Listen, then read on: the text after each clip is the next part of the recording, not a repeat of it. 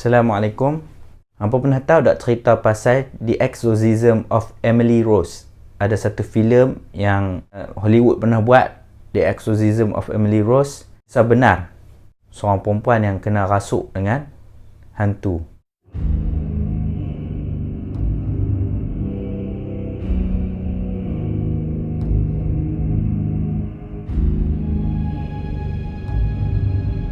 The Exorcism of Emily Rose ni, dia tukar nama dia. Nama sebenar dia adalah Anneliese Michel. Dia dilahirkan di Jerman pada 21 September 1952. Keluarga Anneliese Michel ni adalah keluarga yang sangat berpegang kuat dengan agama Kristian lah. Agama Kristian apa? Dan Anneliese Michel ni sendiri pun dia orang yang berpegang kuat dengan agama dia lah. Dan dia asalnya seorang budak yang sangat periang. Dia start mengalami benda-benda yang pelik ni masa dia umur 16 tahun. Masa tu dia duduk kat sekolah, tiba-tiba dia pengsan. Kawan-kawan dia abang, sebelum dia pengsan tu, dia jalan macam mundar-mandir. Jalan mundar-mandir. Macam dia khayal, tengah khayal, tiba-tiba dia pengsan.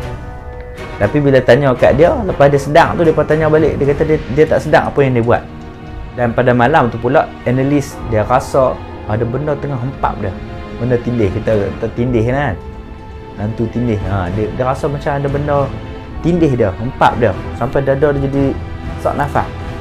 Dan pada saat tu dia dah rasa lain dah badan dia. Dia dah rasa macam ada something wrong dengan diri dia. Pada 1 Ogos 1969, dia start jadi benda pelik duk main kat dia. Mula-mula dia start jadi kejang. Kaki dia jadi kejang, dia jadi menggigil. Seorang-seorang duk ketak, seorang-seorang. Sampai mak dia jadi risau. Bila mak dia risau, mak dia panggil lah doktor pakar neurologi. Doktor tu mai check dia, check otak dia, mai scan otak dia tengok. Tapi bila doktor tu scan, bila keluar result, otak dia macam tak ada apa, tak ada masalah apa. Dan doktor sendiri tak tahu apa masalah dia. Tapi doktor bagi ubat lah. Doktor predict Anneliese ni hanya kena sawan saja. Pada tahun 1973, masa musim bunga, masa tu kejadian-kejadian aneh makin teruk berlaku kat dia.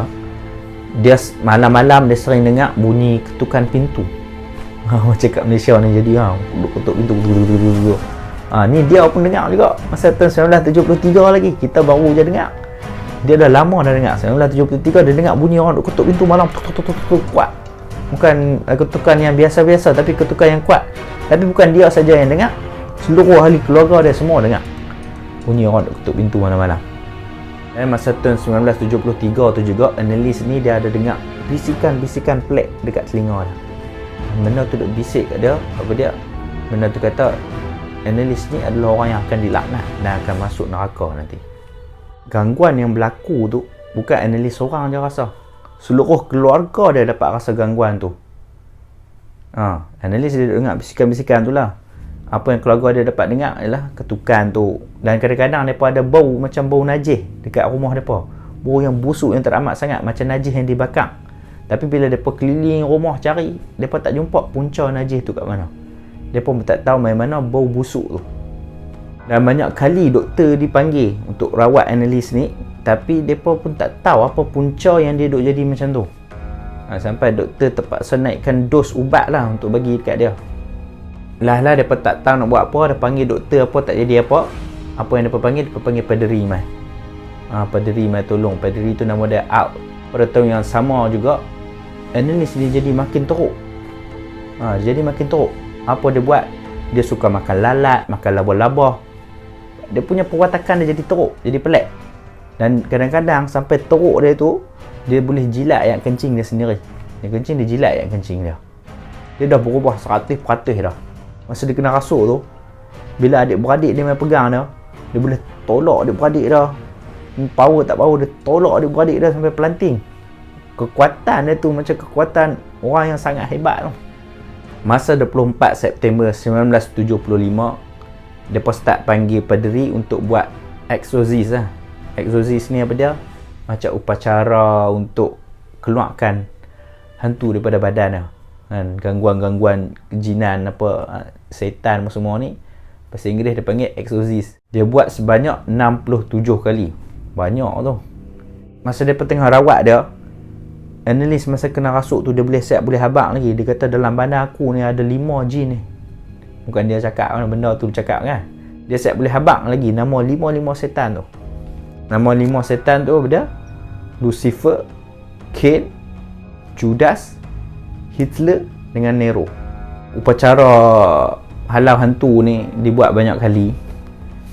Analis dia jadi sakit teruk. Lutut dia jadi terkoyak. Dia duk asyik melutut kan. Bila dia duk montar-montar dia lutut dia duk hentak-hentak lutut dia dekat bawah tu, menyebabkan lutut dia jadi tisu-tisu lutut dia jadi terkoyak. Gigi dia patah kan, lebam-lebam habis badan dia. Jadi tak cukup ayak dalam badan. Sebab apa? Sebab dia tak mau makan. Dia kata dia dengar bisikan tu kata kat dia, jangan makan, jangan makan. Dia ikut bisikan apa yang bisikan tu sebut dekat dia. Dia terlampau ikut bisikan tu sebabkan dia sendiri tak makan. Dan pada masa tu dia pun jadi pelik lah. Dia suka gigit orang, dia suka hentak kepala dia dekat katil kan. Benda-benda pelik dia buat. Depa ikat dia. Lebih kurang 10 bulan tau, dekat 10 bulan depa buat upacara tu. Sampai depa ikat dia dekat katil. Masa 30 Jun 1976, depa nak buat rawatan yang terakhir lah. Depa kata tak boleh lah nak buat apa. Depa kata payah-payah pun hak ni yang terakhir lah. 30 Jun 1976, depa nak buat rawatan dekat dia. Tapi esok tu depa temui dia dah meninggal dunia. Dalam keadaan yang sangat tragis lah. Dia tak cukup ayak, tak cukup zat dalam badan dia, menyebabkan dia mati. Tapi yang kesian dia, paderi yang tolong analis tu dengan mak ayah dia kena dakwa dekat mahkamah. Sebab mahkamah dia tak percaya lah dengan benda-benda macam ni, benda-benda exorcist ni, benda-benda ritual hantu-hantu jin-jin ni, mereka tak percaya. Jadi mereka salahkan paderi tu dengan mak ayah dia sebab tak bagi ubat analis ni pergi hospital, klinik untuk ubati dia. Jadi mereka didenda. Mereka dipenjara selama 6 bulan. 4 orang mereka kena penjara selama 6 bulan. Dan paderi tu, 2 orang paderi tu kena gantung. Gantung, bukan gantung mati. Kena gantung daripada jadi paderi lah selama 3 tahun. Dan kalau hampa nak tengok cerita ni, hampa boleh tengok lah yang tadi mula-mula saya sebut kan, filem tu The Exorcism of Emily Rose.